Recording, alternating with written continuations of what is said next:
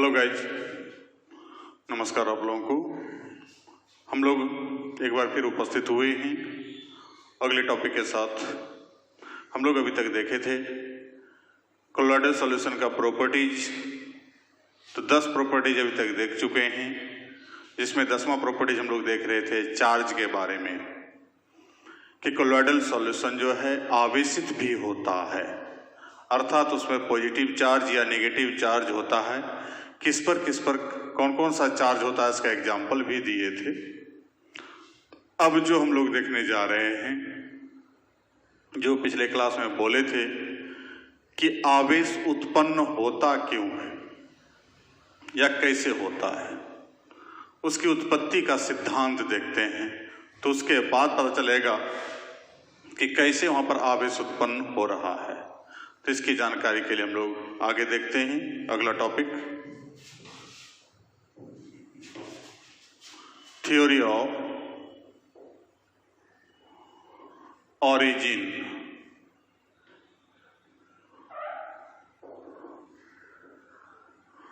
of charge on colloidal particles।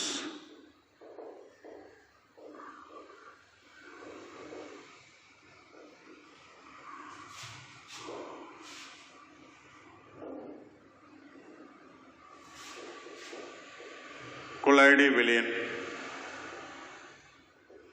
या कोलाइडी कणों पर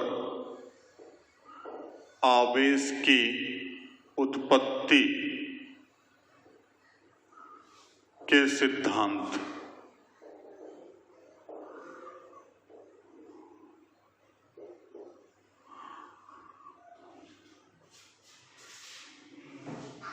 ठीक है, कि आवेश की उत्पत्ति होता कैसे है। तो कैसे उत्पत्ति होता है उसको जानने के लिए हम लोग यहां पर देखते हैं। कहता है किसी कोलाइडी विलयन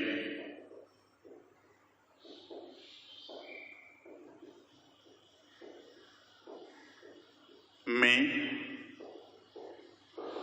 डिस्पर्स्ड फेज के कणों पर आवेश की उत्पत्ति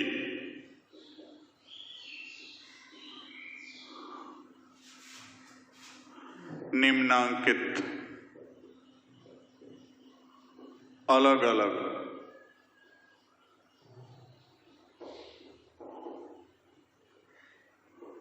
सिद्धांतों के आधार पर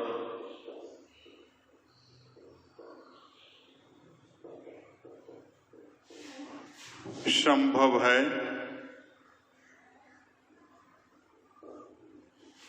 पहला,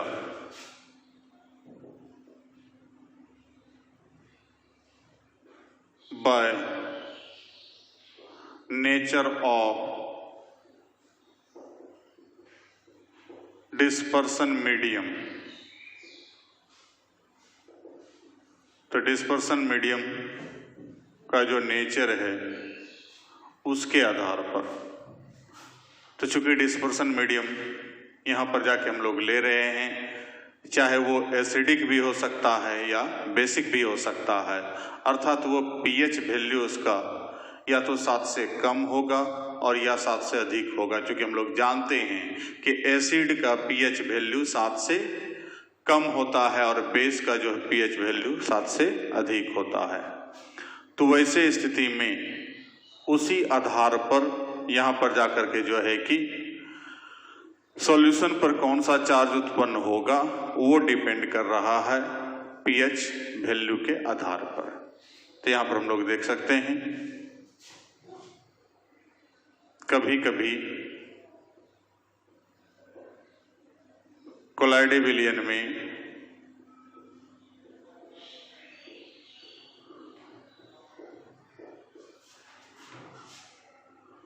डिस्पर्स्ड फेज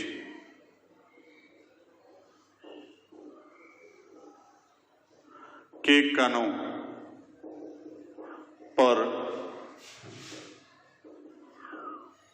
आवेश की उत्पत्ति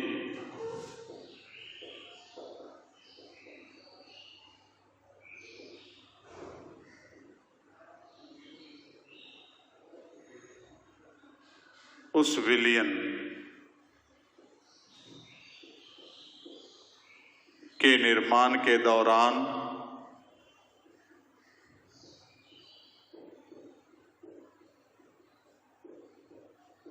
उपयोग में लाए गए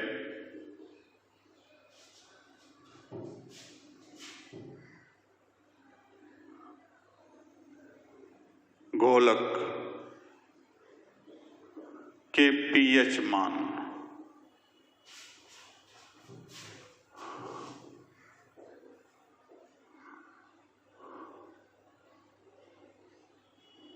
पर निर्भर करता है।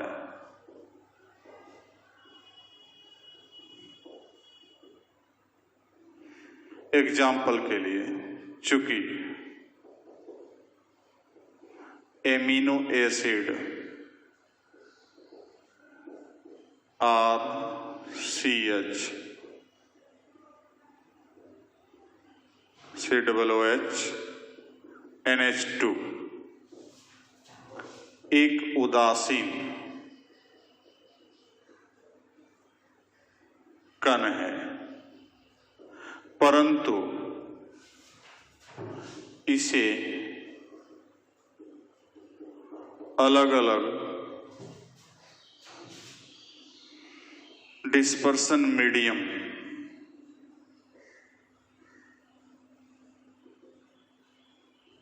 में घोलने पर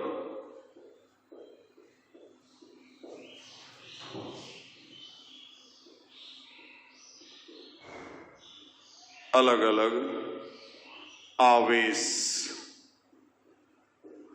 की उत्पत्ति होती है।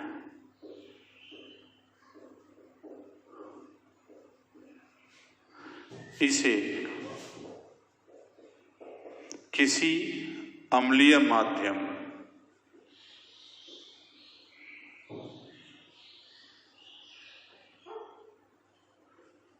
में घुलाने पर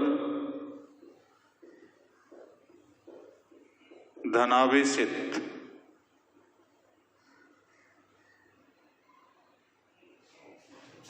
विलयन तथा भास्मिक माध्यम में घुलाने पर ऋणावेशित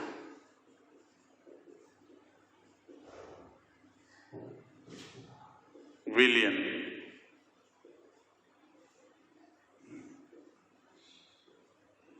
तैयार होता है।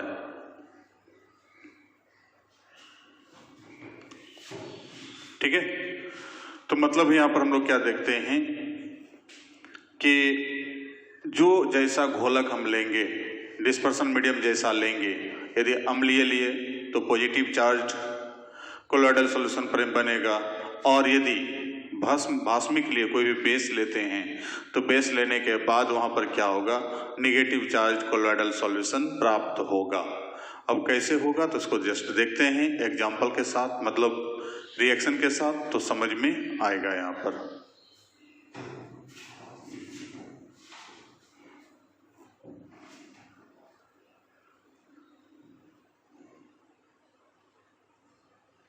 हो गया।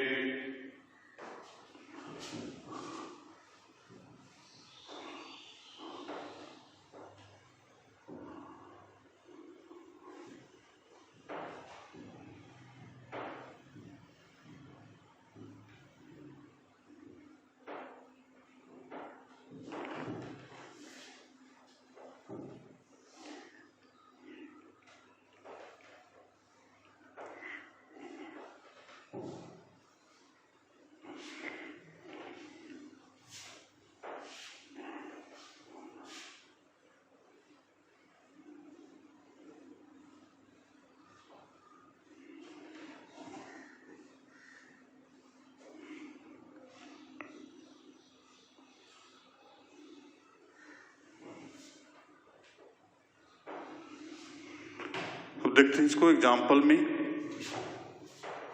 कि ये ArCH2 COOH NH2 है। अब इधर यदि हम लोग एसिडिक मीडियम लेते हैं लाइक HCl, तो ये टूटेगा H प्लस Cl माइनस। अब इस H प्लस को ये एक्सेप्ट करेगा RCH2 COOH, उसके बाद NH3 प्लस, तो यहां जो है पॉजिटिव चार्ज हो गया। मतलब इस H प्लस को प्रोटॉन जो है यहां पर, इस प्रोटॉन को एक्सेप्ट किया कौन, ये एसिड, सॉरी एमिनो एसिड। ये एमिनो एसिड जब एक्सेप्ट करेगा तो यहां पर NH2 जिसके पास निर्जन जोड़ी इलेक्ट्रॉन या लॉन पेयर इलेक्ट्रॉन पाया जाता है, तो वो H प्लस को एक्सेप्ट किया और कैसा बना दिया, पॉजिटिव चार्ज। अब इसी को हम लोग यदि बेसिक मीडियम में डालते हैं, जैसे NaOH, तो NaOH टूटेगा Na प्लस OH माइनस। अब ये जाकर के जो है कि RCH2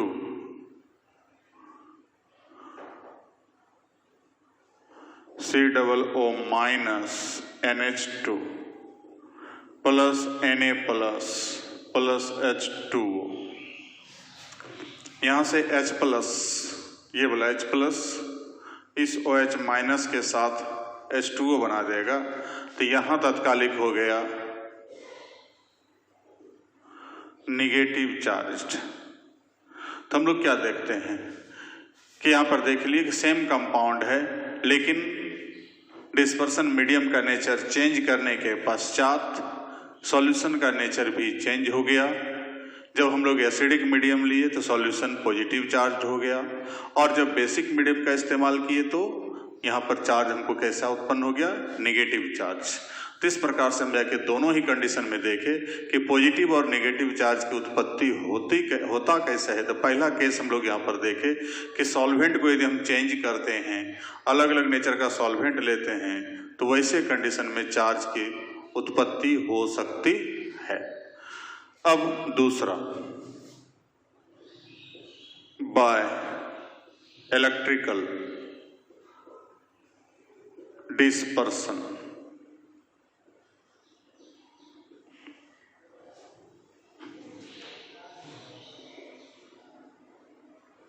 इलेक्ट्रिकल डिस्पर्सन मेथड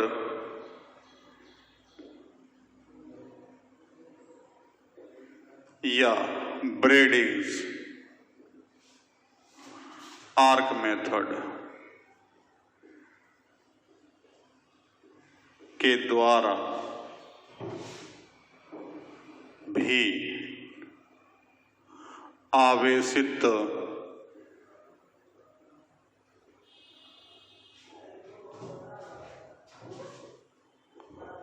कोलाइडिविलियन प्राप्त होता है, अर्थात इस दौरान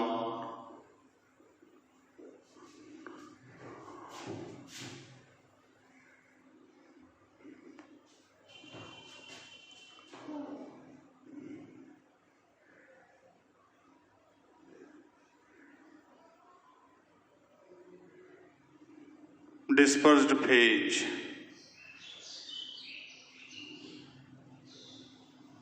के कणों के द्वारा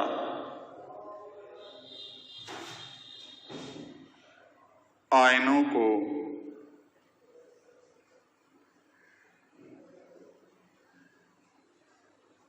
अपने ओर आकर्षित किया जाता है। मतलब यहां पर क्या हुआ कि जाकर के जो है कि हम लोग वहां पर देखे थे इलेक्ट्रिक डिस्पर्सन मेथड में कि दो रॉड लिए थे या दो प्लेट लिए थे, एक को प्लस से जोड़े थे, एक को माइनस से जोड़े थे। उसके बाद डिस्पर्सन मीडियम में इसको डुबो करके उसके बाद इसमें स्पार्क उत्पन्न करवाते थे, विद्युत चिंगारी उत्पन्न करवाते थे, जिसके परिणाम स्वरूप यहाँ जो है पार्टिकल्स टूट टूट करके क्या होता था, सॉल्वेंट में घुलता था और कोलॉइडल सॉल्यूशन तैयार करता था। इसी दौरान जो पार्टिकल्स जो है जो टूट रहा है तो वहाँ पर कभी कभी इलेक्ट्रॉन का ट्रांसफर भी हो रहा है, जिसके परिणाम स्वरूप आयन प्राप्त होता है। तो वो आयन भी उस पार्टिकल्स के द्वारा ग्रहण कर लिए जाते हैं, अवशोषित कर लिए जाते हैं, अपने पास रख लिए जाते हैं, जिसके परिणाम स्वरूप उस पर प्लस चार्ज या माइनस चार्ज की उत्पत्ति हो जाती है। तो ये दूसरा तरीका से भी कोलॉइडल सॉल्यूशन पॉजिटिव चार्ज या नेगेटिव चार्ज अर्थात आवेश की उत्पत्ति ये दूसरे तरीके से भी संभव है कोलॉइडल विलयन में। लिखिए इसको।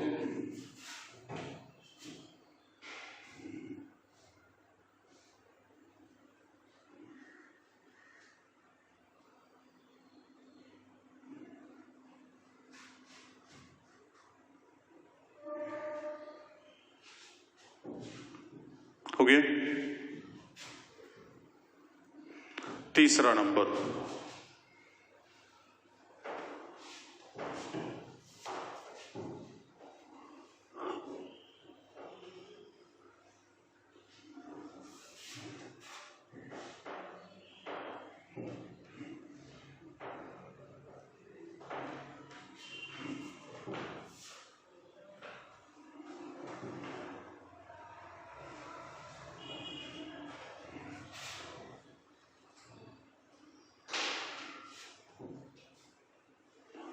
बाय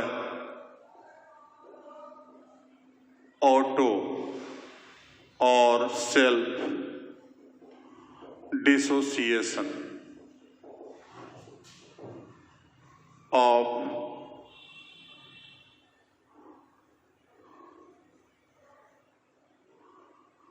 इलेक्ट्रोलाइट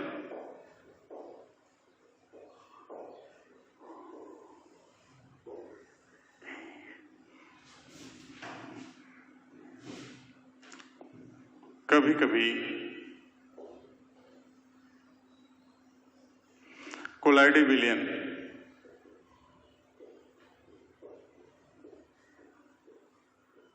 के निर्माण के दौरान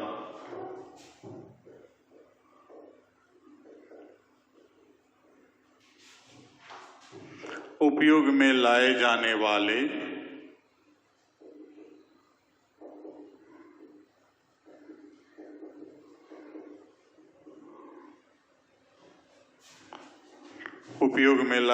वाले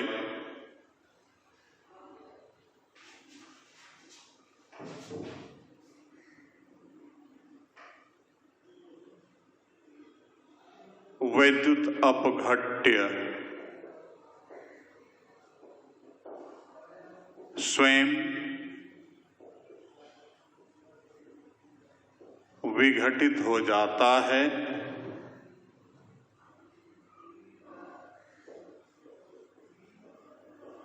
जिससे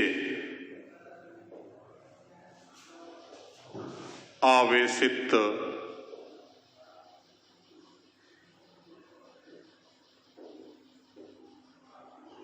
कोलॉइडल विलयन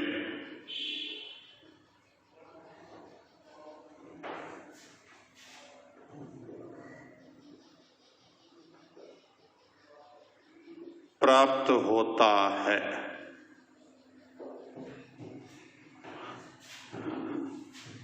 मतलब कभी कभी ऐसा होता है कि जब जाकर के जो है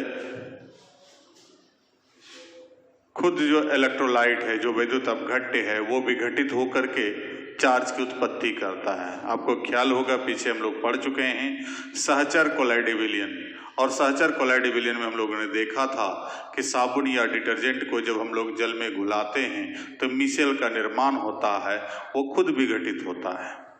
तो एग्जाम्पल के तौर पर हम लोग देखें, जब सोप या डिटर्जेंट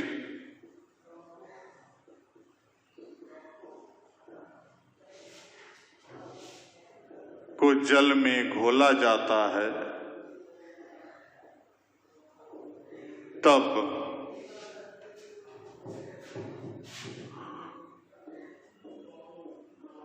यह स्वयं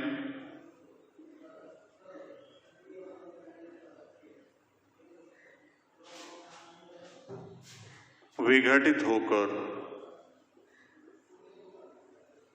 मिसेल का निर्माण करता है।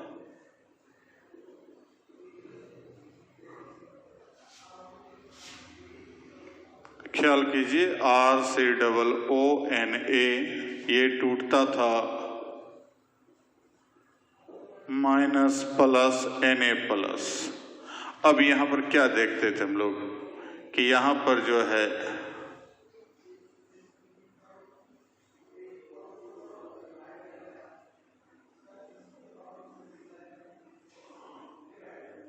COO-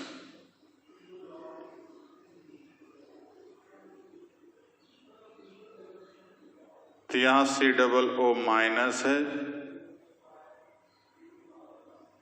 अब इसका जाकर के जो है सब जगह R अंदर में है। अब इसके ऊपर Na+, तो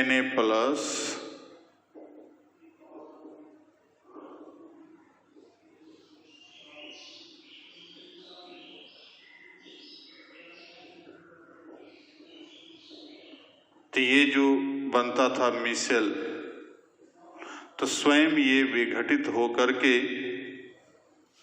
मिसेल का निर्माण करता था। तो इसके कारण भी आवेशित कोलाइडे उत्पन्न होता है कि अलग अलग चार्ज हमको जैसा यहाँ पर हमको दिखाई पड़ेगा, ये टूटेगा और उसके आधार पर टूट करके जो है कि जैसे ऋणायनिक डिटर्जेंट है, धनायनिक डिटर्जेंट है, तो जैसा अलग अलग डिटर्जेंट है उसके अनुसार से वो आयन अपना मिसेल का निर्माण करता है और उसके बाद कोलॉइडल सॉल्यूशन को बनाता है। तो ये जाकर के जो है कि आवेश की उत्पत्ति, तीसरा सिद्धांत हम लोग देखें। अब हम लोग देखते हैं चौथा सिद्धांत, जो सबसे ज्यादा फेमस भी है। लिख लिया इसको।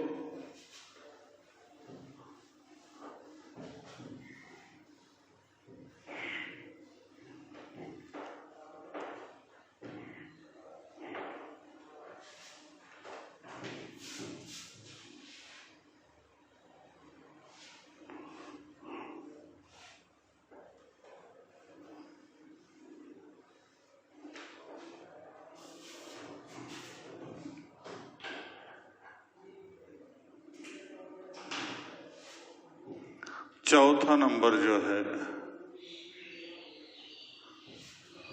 Adsorption bye adsorption.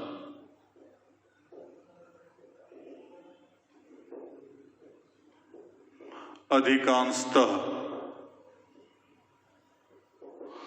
कोलाइडे विलयन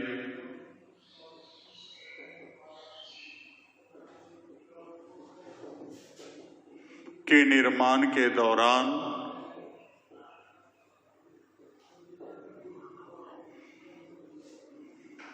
डिस्पर्स्ड फेज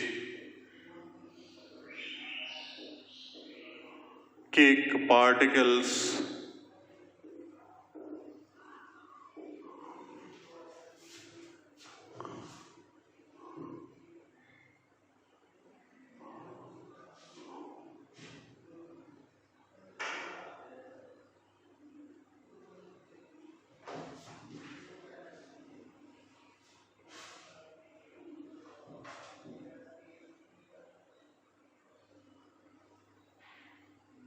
आवेश या आवेशित कणों को चयनित कर अधिशोषित सेलेक्ट कर लेता है किसको करना है नहीं करना है, करते हैं, जिससे आवेशित कोलाइडी विलयन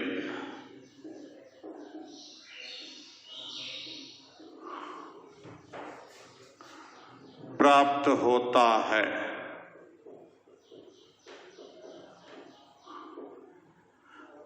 इसके लिए निम्नांकित दो अलग अलग परिस्थितियां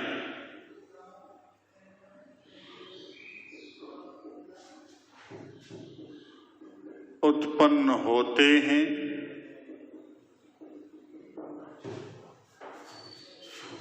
एक केस 1, तो यहाँ दो अलग अलग केस में यहाँ पर हमको देखते हैं कि कभी क्या होता है कि जो भी है वो ऋणायन को अधिशोषित कर लेता है, कभी धनायन को अधिशोषित कर लेता है। तो जिसका इसके अनुसार जैसे अधिशोषित करेगा उसके हिसाब से जाकर के जो है कि हमको आवेशित पार्टिकल उत्पन्न होगा।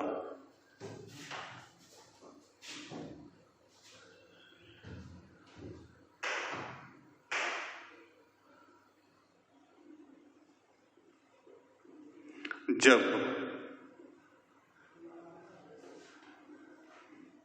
आर्सेनियस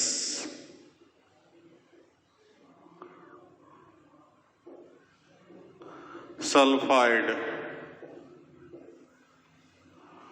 के कणों के द्वारा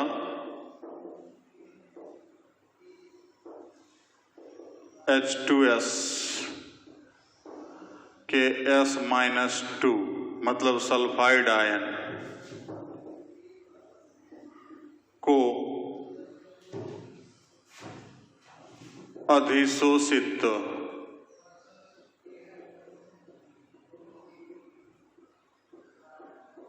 किया जाता है, तब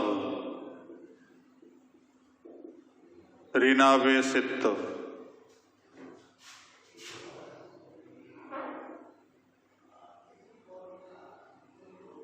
कोलाइडी विलयन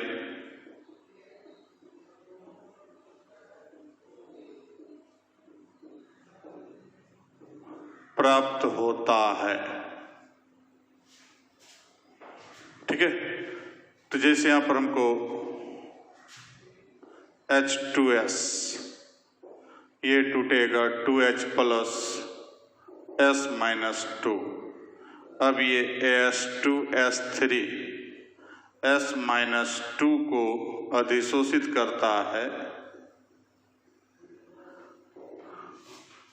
तो रिजल्ट यहां पर क्या होता है, S2S3 का जो पार्टिकल है इसके चारों तरफ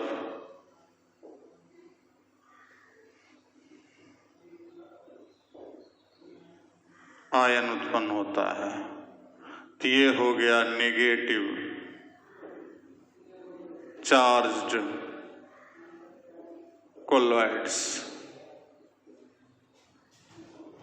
ठीक है, तो इस प्रकार से आगे जो है कि हमको आर्सेनियस सल्फाइड के कणों के द्वारा H2S के सल्फाइड आयन को क्या कर रहा है, अधिशोषित कर रहा है, और अधिशोषित करके अपने बाहरी सतह पर इसको रख करके निगेटिव चार्ज्ड कोलॉइड्स का निर्माण करता है।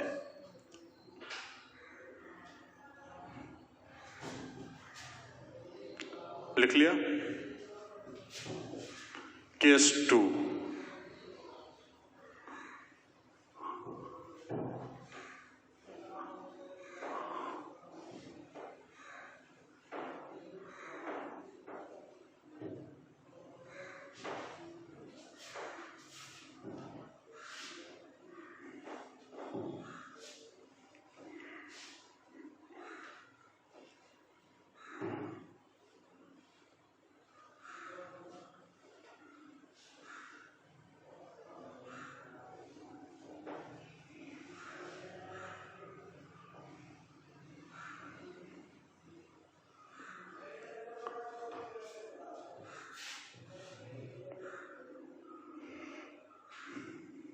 केस 2,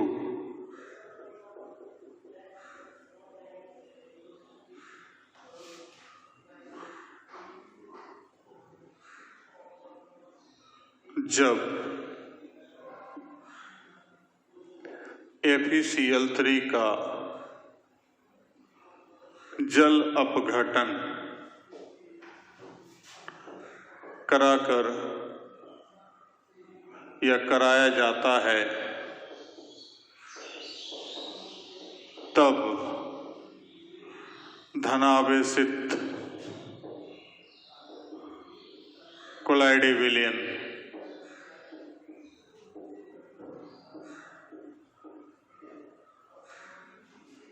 प्राप्त होता है।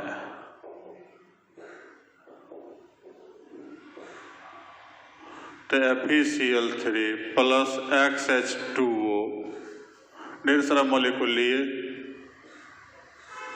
FeOH3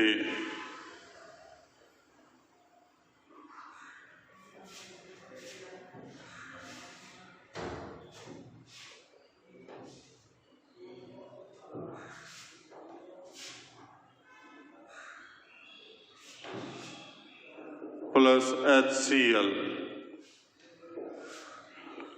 फिर FeCl3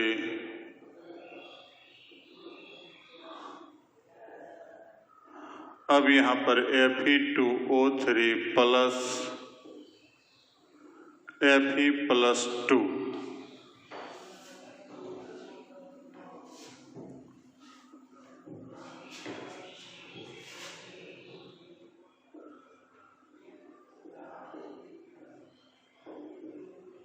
अब यही जो Fe+2 है इसके FeOH3 के यहाँ पर FeOH3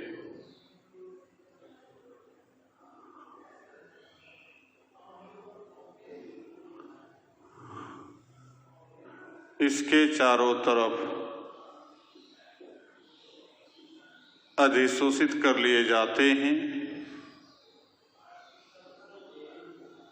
जिसके परिणाम स्वरूप यहाँ पर क्या प्राप्त हुआ? Positive charged colloids. ठीक है, तो ये पॉजिटिव चार्ज्ड कोलॉइड्स प्राप्त हुआ यहाँ पर।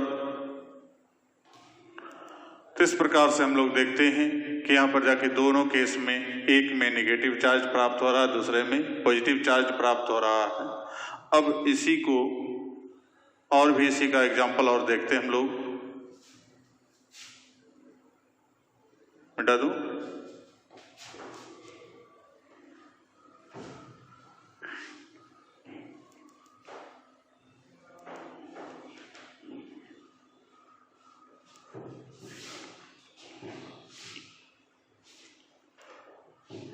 अदर एग्जाम्पल्स और देखते हैं।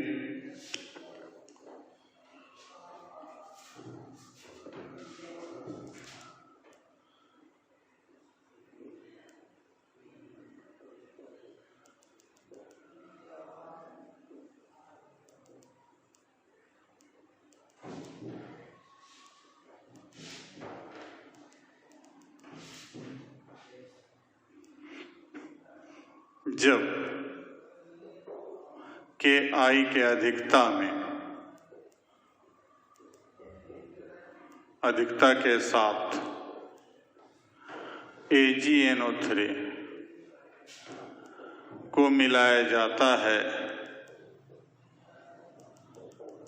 तो ऋणावेशित कोलाइडी विलयन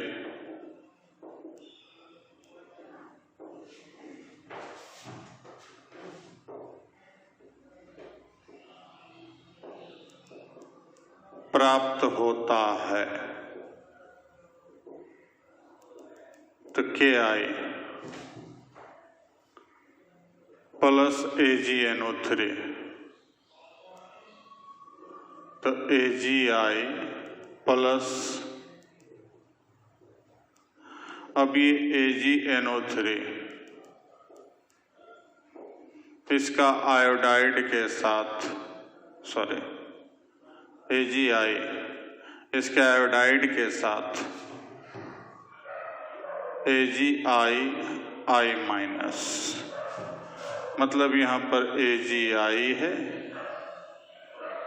इसके चारों तरफ I माइनस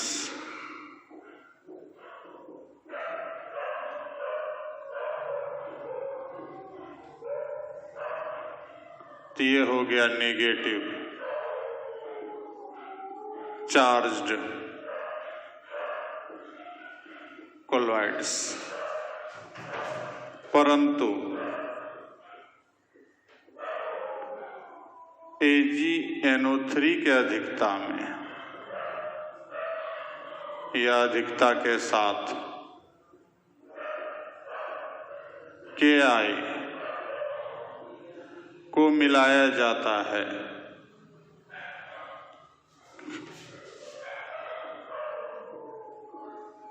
तो धनावेशित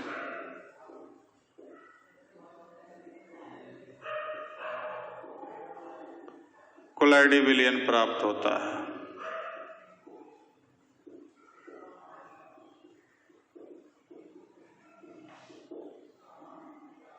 तो यहां पर जो है यही AgI Ag प्लस के साथ मिलकर के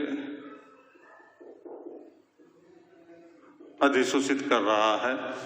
तो AgI अब इसके चारों तरफ Ag प्लस,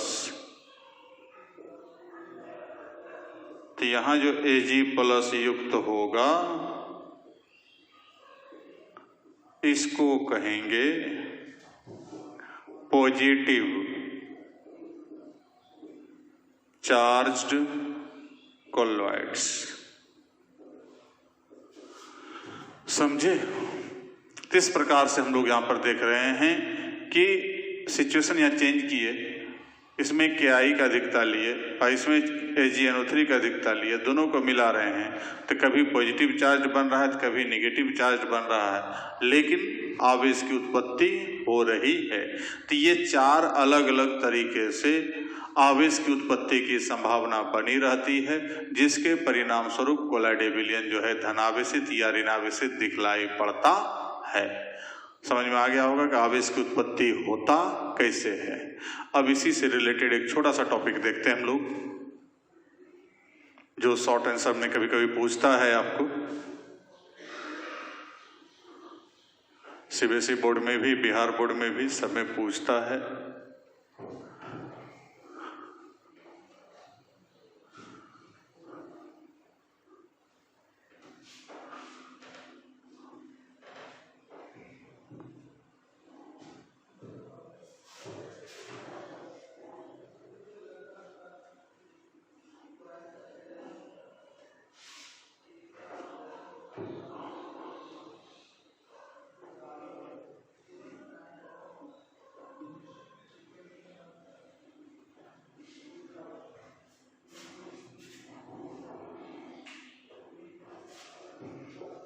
तो double Helmholtz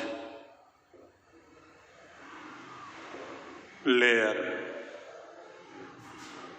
and zeta potential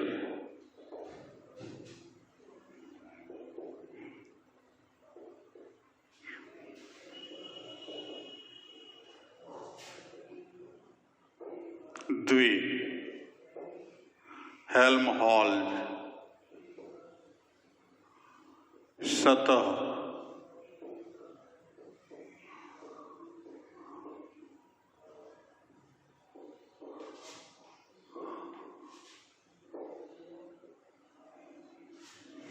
जेटा विभव। अब ये क्या है सो देखिए, अभी जस्ट हम लोग देखे चुके। हम जानते हैं कि डिस्पर्स्ड फेज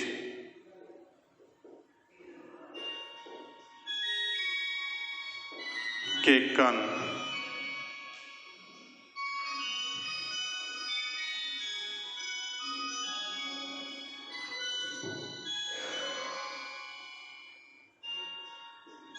आवेशित कणों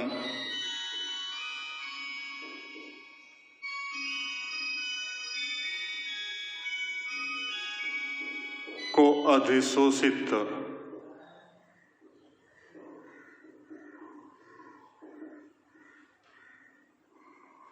करता है तथा आवेशित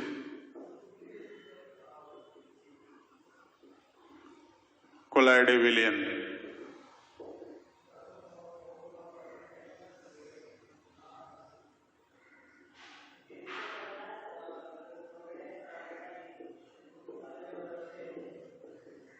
बनाता है। इस दौरान आवेशित कणों के सतह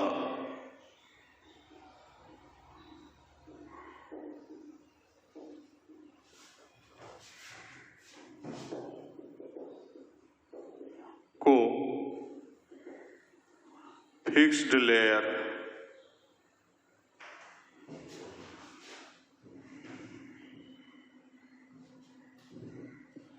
कहा जाता है। तब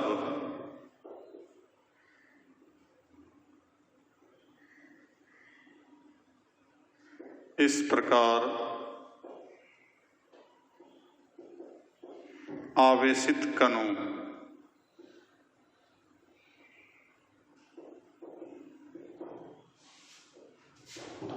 के द्वारा विपरीत आवेश युक्त कणों को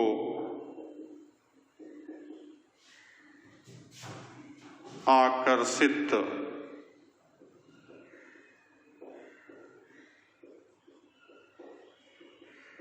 किया जाता है, जिससे उस कण पर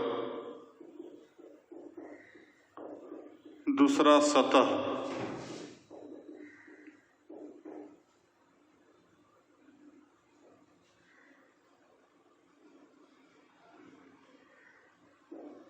आवेश का दूसरा सतह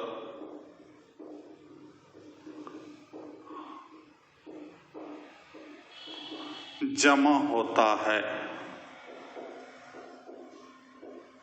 जिसे मोबाइल अथवा डिफ्यूज्ड लेयर कहा जाता है।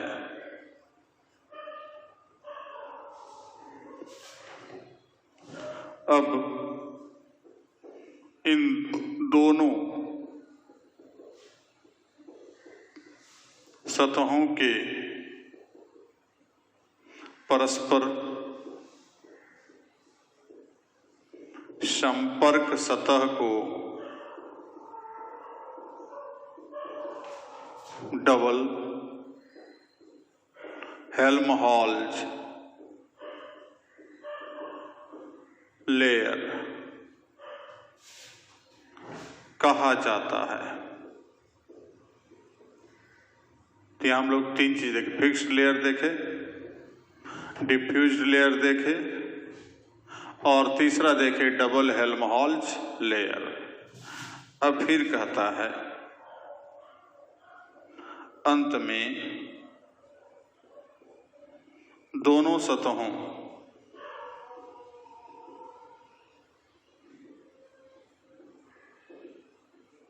फिक्स्ड लेयर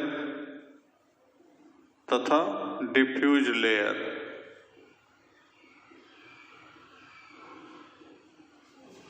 के विभवांतर को जेटा पोटेंशियल कहा जाता है।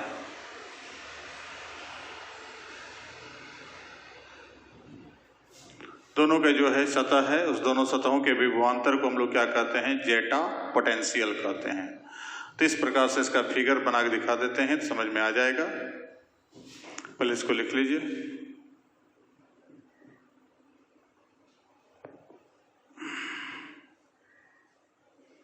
गया?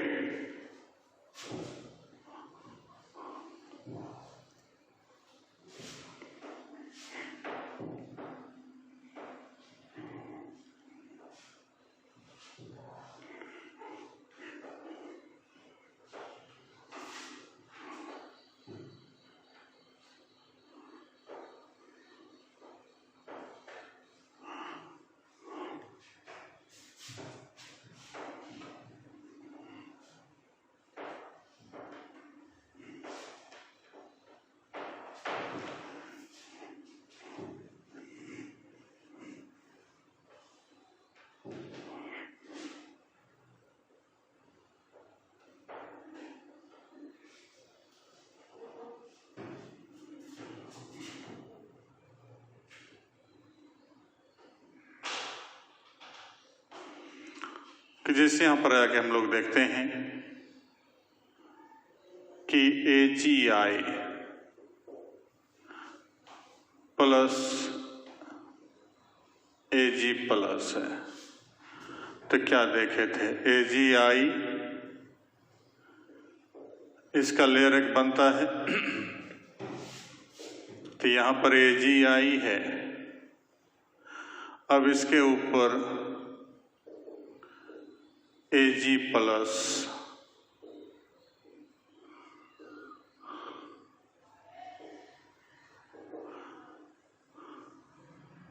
तो ये कहलाएगा फिक्स्ड लेयर। अब फिर AGI AG प्लस, अब NO3 माइनस इसको लेके चलता है, तो यहाँ पर एक लेयर और प्राप्त होता है NO3 माइनस का, मतलब अपोजिट चार्ज। यहाँ प्लस चार्ज है, ठीक है, तो वो माइनस वाले को, यदि यहाँ माइनस होगा तो प्लस वाले को आकर्षित करेगा। तो आकर्षित करने के बाद यहाँ पर जो है AGI, अब AG प्लस है,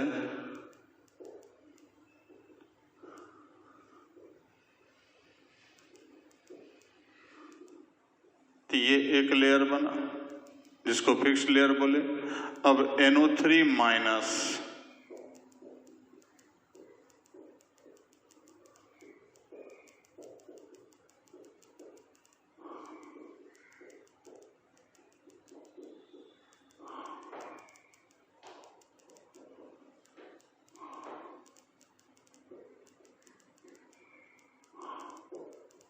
तो ये जो लेयर प्राप्त हुआ,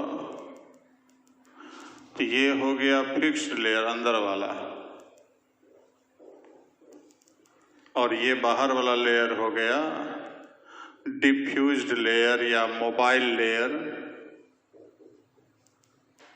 और ये पूरे हो गया ओवरऑल डबल हेल्महोल्ट्ज लेयर।